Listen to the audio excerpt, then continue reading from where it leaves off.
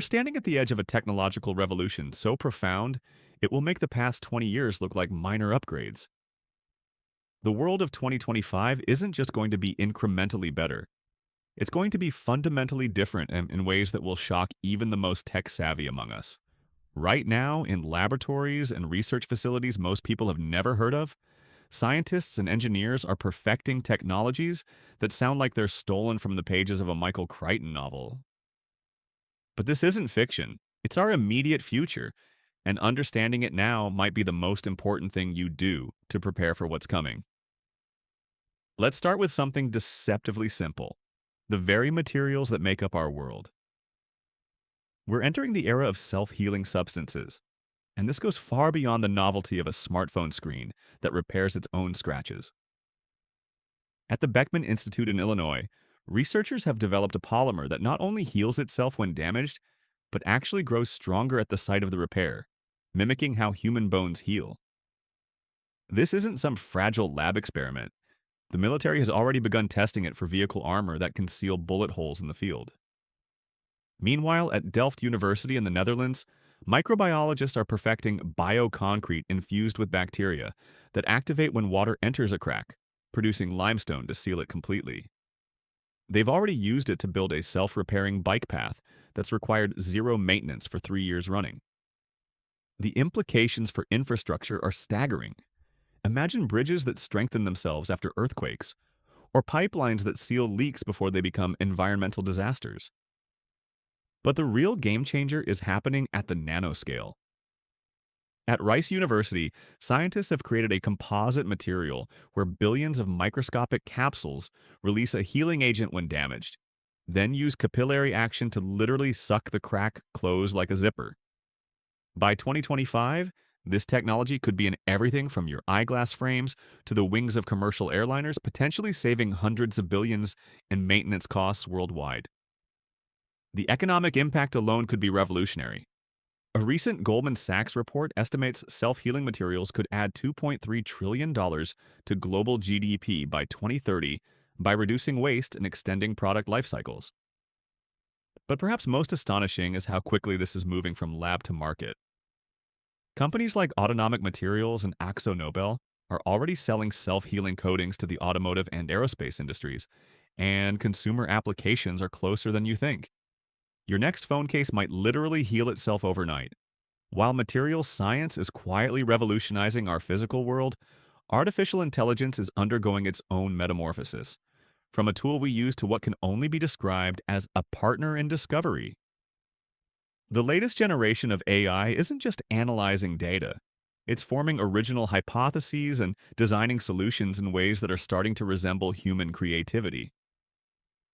At the University of Toronto, an AI called AlphaFold 3 recently predicted the structure of every known protein, over 200 million of them, with accuracy surpassing human crystallographers.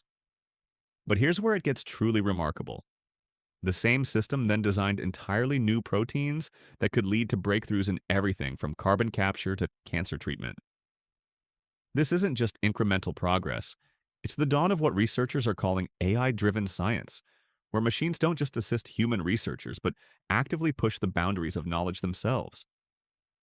In the pharmaceutical industry, this revolution is already yielding results that would have been unimaginable just 5 years ago. In Silico Medicine, a Hong Kong-based startup, used its AI platform to design a novel drug for pulmonary fibrosis in just 18 months, a process that typically takes over 5 years. The compound is now in phase 2 clinical trials and, if approved, could become the first fully AI-designed medicine to reach the market. But the implications go far beyond faster drug development. At MIT, researchers have created an AI that can predict which existing drugs might work against diseases they weren't originally designed for. A process called drug repurposing that could bring treatments to market at a fraction of the usual cost. They've already identified an antidepressant that shows promise against lung cancer and an arthritis drug that may slow Parkinson's progression. By 2025, this approach could give us dozens of new treatments without the decade-long development cycles we're used to. The healthcare applications are equally transformative. At New York's Mount Sinai Hospital, an AI system called Deep Patient analyzes a person's entire medical history, not just isolated symptoms, to predict diseases before obvious symptoms appear.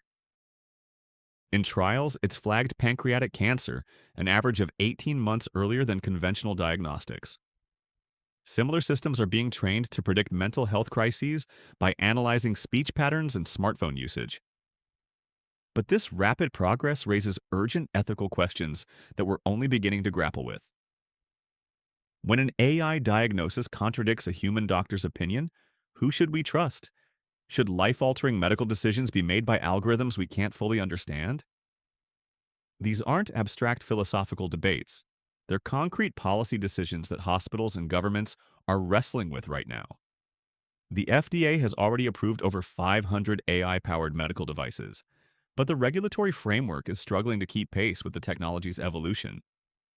By 2025, we may see the first malpractice lawsuits centered on whether doctors should have overruled an AI's recommendation, a legal gray area that could redefine medical liability. This technological tsunami isn't just transforming objects in medicine, it's reshaping the very cities we live in. Urban centers around the world are evolving into something resembling living organisms, with nervous systems of sensors and AI brains that constantly optimize their functioning.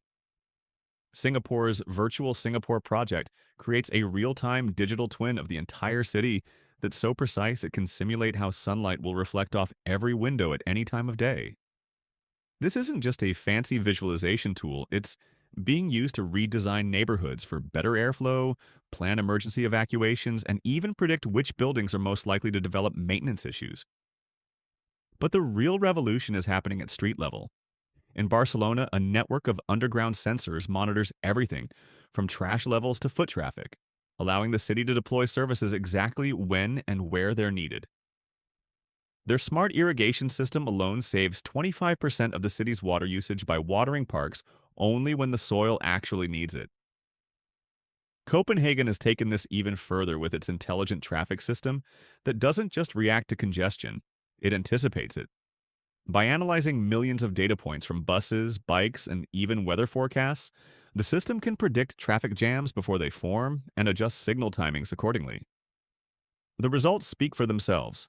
Average commute times have dropped by 17%, and carbon emissions from traffic are down 24%. But perhaps the most ambitious project is Toronto's Quayside neighborhood, though it's faced significant controversy, where planners are testing everything from heated sidewalks that melt snow to modular pavement that can be quickly reconfigured for events or emergencies. The energy implications of these smart cities are equally transformative. Google's DeepMind famously reduced its data center's cooling costs by 40% using AI. Imagine applying that same intelligence to entire urban power grids. In Amsterdam, an AI called CityZen manages electricity distribution across neighborhoods, balancing renewable energy sources with storage and demand in real time.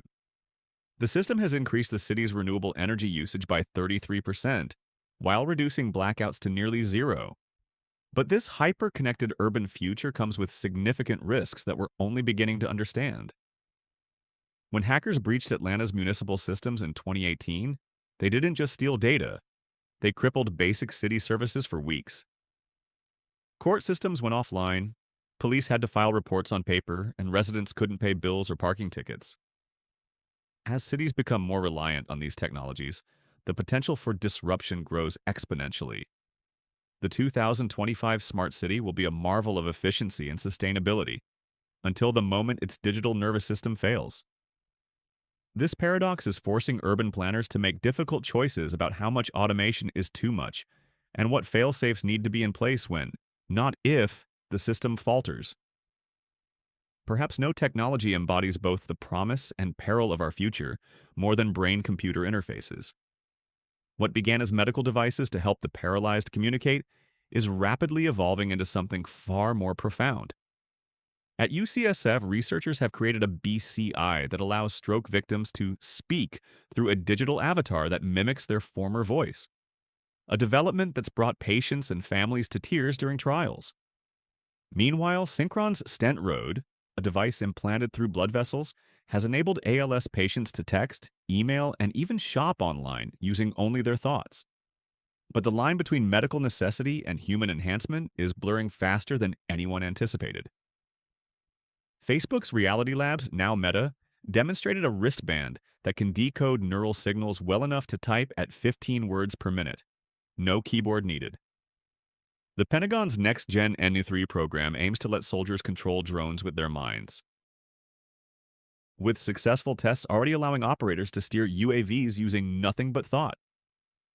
Consumer applications are following close behind. Startups like NextMind sell $399 headbands that let you play simple games or control smart home devices mentally. By 2025, these devices will shrink to earbud size while doubling their accuracy, opening the door to what enthusiasts call always-on computing, where your thoughts can instantly access information or control devices without physical interaction. The potential benefits are enormous. Imagine surgeons accessing medical references mid-operation without breaking focus, or firefighters silently coordinating rescue efforts in smoke-filled buildings. But the ethical minefield is equally vast. Early experiments in brain-to-brain communication raise unsettling questions about mental privacy.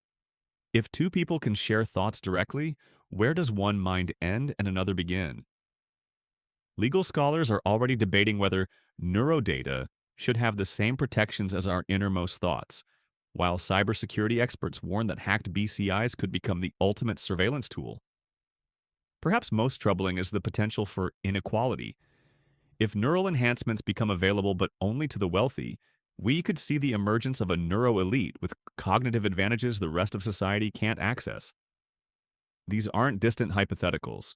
The IEE is currently drafting the first standards for BCI ethics and security, anticipating a market that could exceed $6 billion by 2025. The decisions we make about this technology in the next few years may echo for generations to come. What makes this historical moment unique isn't any single technology, but how these advancements are beginning to converge and amplify each other. Consider a hypothetical medical emergency in 2025. A smartwatch detects irregular heart rhythms and alerts an AI doctor, which immediately orders a self-driving ambulance. En route, the vehicle communicates with traffic systems to ensure the fastest possible route, while the hospital's AI prepares the surgical team. The surgeons, wearing AR glasses that overlay vital statistics and procedure guides, are assisted by robotic tools that compensate for human tremor. Meanwhile, the hospital building itself adjusts airflow and lighting to optimize conditions for the operation, while self-healing materials in the walls prevent bacterial growth. This isn't a pie-in-the-sky fantasy. Every component of this scenario either exists today or is in active development. The convergence creates exponential improvements in outcomes, but also introduces unprecedented complexity and potential points of failure. A single hacked system or algorithmic bias could cascade into catastrophe, which is why 2024 to 2025 will be critical years for establishing governance frameworks.